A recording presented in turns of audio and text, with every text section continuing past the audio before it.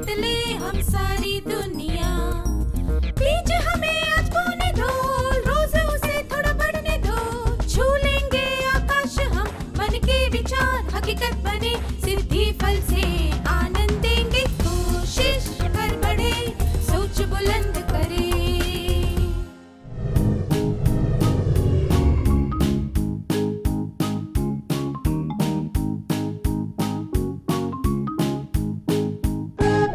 नमस्ते छात्र, आपको यहाँ देखकर खुशी हुई।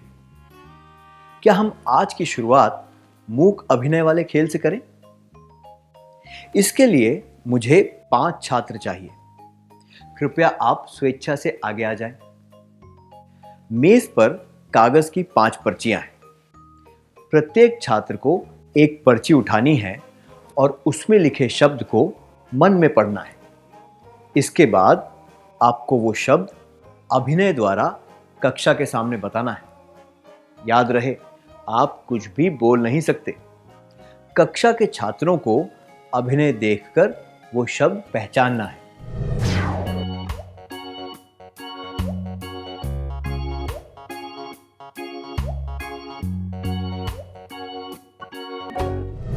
बहुत बढ़िया था, धन्यवाद। आपने सही अनुमान लगाया। वो शब्द थे बारिश, पढ़ाई, घोड़ा, वीणा और गायन। आप बिना बोले शब्द बता पाए। ये कैसे संभव हुआ? नियमों के अनुसार आप कुछ भी बोल नहीं सकते थे, इसलिए आपको ये शब्द बताने का कोई और तरीका ढूंढना पड़ा। जब आपके कुछ संकेत लोगों को समझ में नहीं आए, तब आपने अपनी बात समझाने के लिए नए तरीकों या संकेतों के बारे में सोचा। अगर आप किसी अनजानी जगह पर पहुंच जाएं, जहां आपकी भाषा कोई ना समझता हो, तो आप किसी व्यक्ति से बात करने के लिए क्या करेंगे? तब आप रचनात्मकता से सोचकर बातचीत का कोई नया तरीका ढूंढने की कोशिश करेंगे, है ना? तो रचनात्मक सोच से हमें कठिन परिस्थितियों का सामना करने में मदद मिलती है। आइए अब एक खेल खेलते हैं। सबसे पहले 2 छात्रों को स्वेच्छा से कक्षा के बाहर जाकर खड़े होना है। स्क्रीन पर 3 आकृतियां दिखाई जाएंगी। पहले छात्र को आकर बीच वाली आकृति पहचाननी है। इसके बाद स्क्रीन पर 3 और आकृतियां दिखाई जाएंगी। अब दूसरे छात्र को अंदर आकर बीच वाली आकृति पहचाननी है। क्या आप तैयार हैं?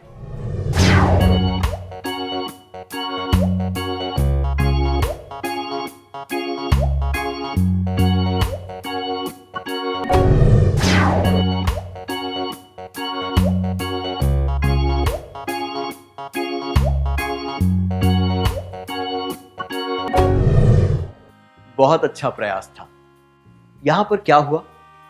जब पहले छात्र ने यह देखा, तब उसने बीच वाली आकृति को अक्षर बी के तौर पर पहचाना। दूसरे छात्र ने यह देखा और इस बीच वाली आकृति को अंक 13 के रूप में पहचाना। यह क्या है? यह बी है या 13? आपको पूरा चित्र देखने की जरूरत है। इसे देखिए। ऊपर से नीचे देखें तो ये अंक 13 दिखता है, क्योंकि इसके ऊपर नीचे अंक दिए गए हैं। जब हम इसे दाएं से बाएं देखते हैं तो ये अक्षर बी दिखता है, क्योंकि इस संदर्भ में हम इसे अक्षर के तौर पर देख रहे हैं। अगर हम इसे अन्य आकृतियों के बिना देखें तो शायद ये हमें कुछ और ही दिखेगा। अब इसे देखिए। यहां पर आपको क्या दिख रहा है?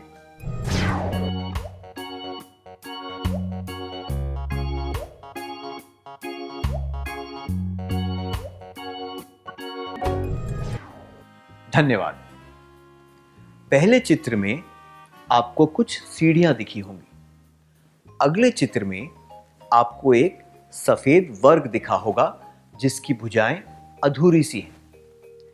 पर हमारा दिमाग इन भुजाओं और रेखाओं को पूरा कर देता है और हमें सीढ़ियां और वर्ग नजर आते हैं। ऐसा क्यों होता है?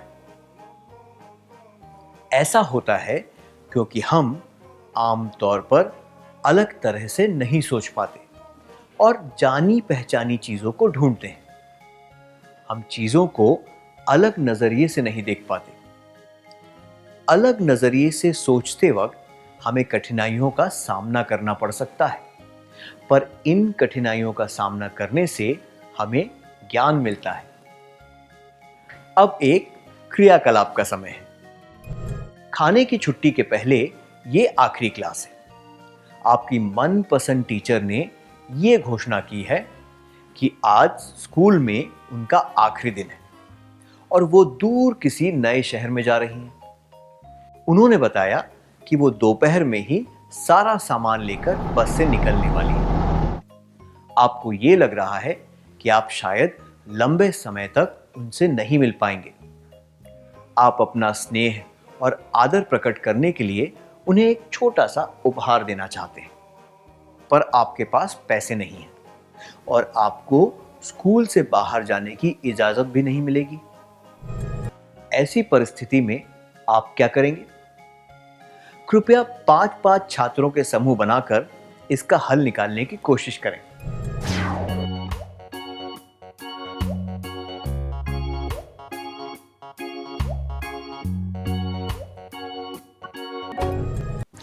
बहुत बढ़िया सुझाव दिया आपने, धन्यवाद।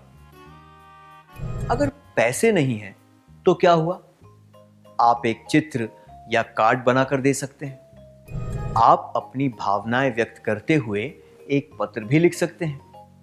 ऐसी चीजें किसी भी उपहार से ज्यादा मूल्यवान हो सकती हैं। तो हमने इससे क्या सीखा? रचनात्मक सोच एक तरीका है। कोई समस्या, कठिनाई को एक मौके की तरह देखना चाहिए। एक प्रयास है चीजों को अलग नजरिए से देखने का। अब एक क्रियाकलाप। मैं एक वाक्य से शुरुआत करूंगा। अब प्रत्येक समूह को मेरे द्वारा कहे गए वाक्य से बात आगे बढ़ानी है। समूह के प्रत्येक सदस्य को एक वाक्य कहकर कहानी को आगे बढ़ाना है। आपके पास 3 मिनट हैं अपनी अपनी कहानी पूरी करने के लिए।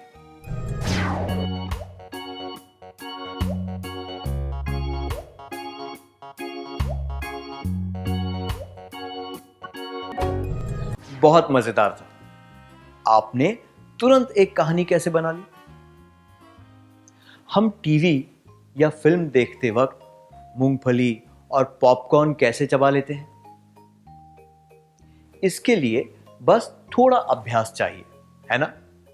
इसी तरह थोड़े से अभ्यास से हम कहानियां और खेल बना सकते हैं।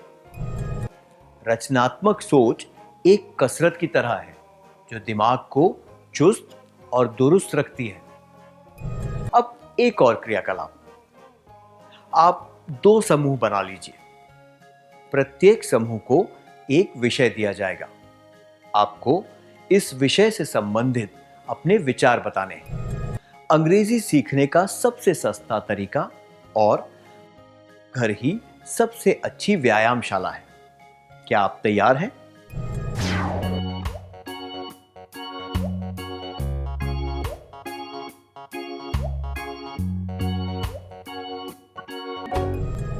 बहुत बढ़िया, धन्यवाद। ज्यादा पैसे खर्च किए बिना हम अंग्रेजी सीख सकते हैं अगर हम इन तरीकों का इस्तेमाल करें। टीवी पर अंग्रेजी कार्यक्रम देखना, अंग्रेजी में समाचार सुनना, रोजमर्रा के जीवन में काम में आने वाली वस्तुओं के अंग्रेजी नाम सीखना, रोजमर्रा के कार्यों के अंग्रेजी नाम सीखना। इसी तरह घर पर रस्सी कूदने से, भारी मूसल उठाने से, उठक बैठक लगाने से, खड़े खड़े एक जगह पर दौड़ लगाने से हम पैसे खर्च किए बिना अपनी मांसपेशियों को मजबूत कर सकते हैं। इस तरह सोचने के लिए हमें उद्देश्य पर ध्यान देने की जरूरत है। हमें जो अवसर मिले उनके बारे में हमें पहले से कोई राय नहीं बनानी चाहिए, क्योंकि रचनात्मक सोच एक प्रक्रिया है। रचनात्मक सोच का यह अर्थ नहीं है कि जब तक कोई कविता या निबंध लिखने का विचार ना आ जाए तब तक इधर उधर बगले झांकते रहना। इसका अर्थ यह भी नहीं है कि लेबोरेटरी में रंग बिरंगी द्रव्य पदार्थों का मिश्रण करना, किसी प्रतिक्रिया का इंतजार करना और उसके बाद कोई वैज्ञानिक तर्क समझाना। जीवन के हर पहलू में रचनात्मक सोच से काम लिया जा सकता है। उदाहरण के लिए, किसी दरवाजे को दीवार पर टकराने से रोकने के लिए आप किसी प्लास्टिक की थैली में पुराने कपड़े के टुकड़े डालकर उसे दीवार से चिपका सकते हैं ताकि वो एक तकिए का काम करे, या फिर आप एक लकड़ी का टुकड़ा दीवार से सटा कर रख सकते हैं। ऐसे काम करते समय आप अपनी रचनात्मकता का अच्छा प्रयोग करते हैं। इसी तरह आप साबुन के छोटे टुकड़े जमा करके उन्हें पानी में डुबो सकते हैं। इससे साबुन वाला पानी तैयार हो जाएगा, जिससे आप बाथरूम या फिर वॉश बेसिन को धो सकते हैं। ये रचनात्मक सोच का उदाहरण है। रचनात्मक सोच का एक और उदाहरण सुनिए। अखबार के बड़े टुकड़ों की 7-8 परतें किसी बाल्टी में लगाकर उसे धूप में सूखने के लिए रख दें। ऐसा करने से कागज की टोकरी तैयार हो जाएगी। तो रचनात्मक सोच का प्रयोग जीवन के हर पहलू में किया जा सकता है। जैसा कि मैंने बताया, रचनात्मक सोच जीवन के हर पहलू में काम आती है और हर कोई इसको काम में ले सकता है। हम सब में थोड़ी बहुत रचनात्मकता होती है, जिसका प्रयोग करके हम जीवन में सफलता प्राप्त कर सकते हैं। मैं आशा करता हूं कि आप सब अपनी रचनात्मकता को पहचान कर जीवन में महान काम करेंगे। क्या अब हम सत्र का सार संक्षेप कर लें?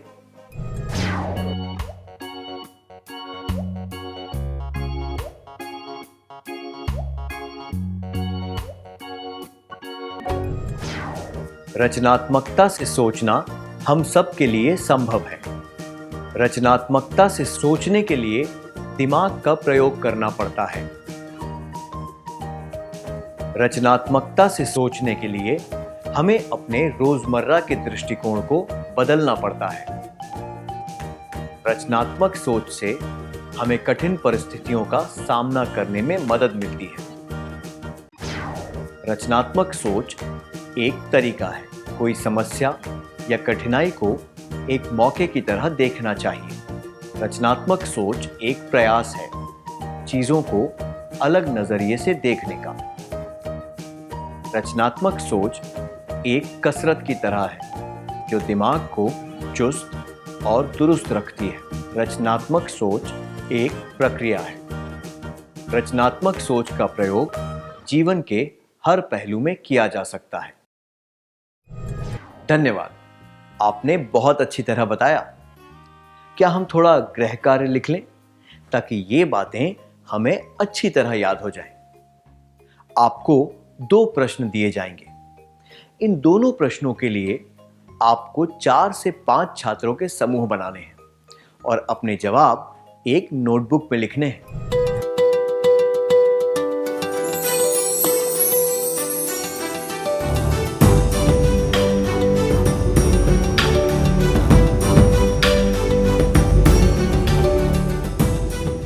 प्रश्न 1, आपके दोस्त ने आपको नोटबुक और किताबों पर जिल्द लगाना सिखाया। आप धन्यवाद बोले बिना अपना आभार प्रकट करने के लिए क्या करेंगे?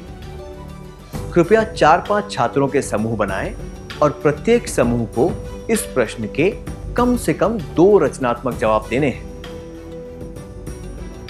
प्रश्न 2, आप अपने दोस्तों के साथ रोज एक ही खेल खेलते हैं जिससे आप ऊब चुके हैं। अब खेलने के लिए आप क्या करेंगे?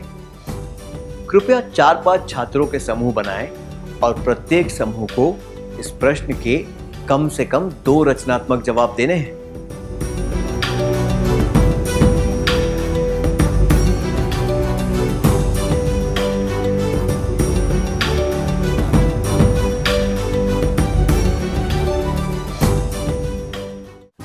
आपके जवाबों के बारे में अगले सत्र में चर्चा की जाएगी।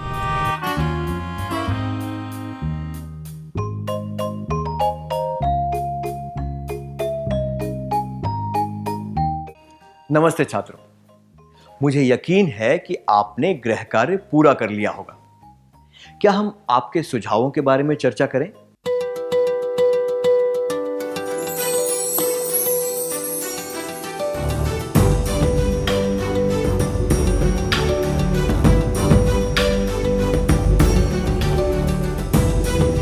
प्रश्न 1, आपके दोस्त ने आपको नोटबुक और किताबों पर जिल्द लगाना सिखाया।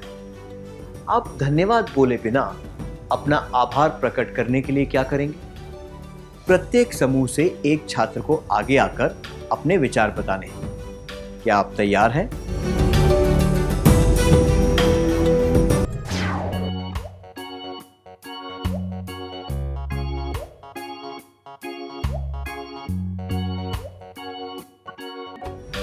प्रश्न 2, आप अपने दोस्तों के साथ रोज एक ही खेल खेलते हैं जिससे आप ऊब चुके हैं। अब खेलने के लिए आप क्या करेंगे? प्रत्येक समूह से एक छात्र को आगे आकर अपने विचार बताने हैं। क्या आप तैयार हैं?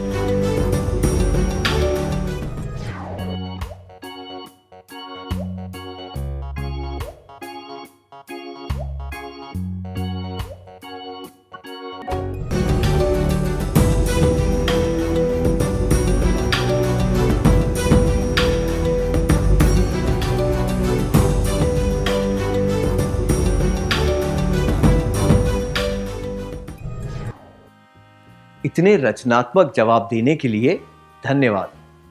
चलिए अब हम अगला सत्र शुरू करते हैं।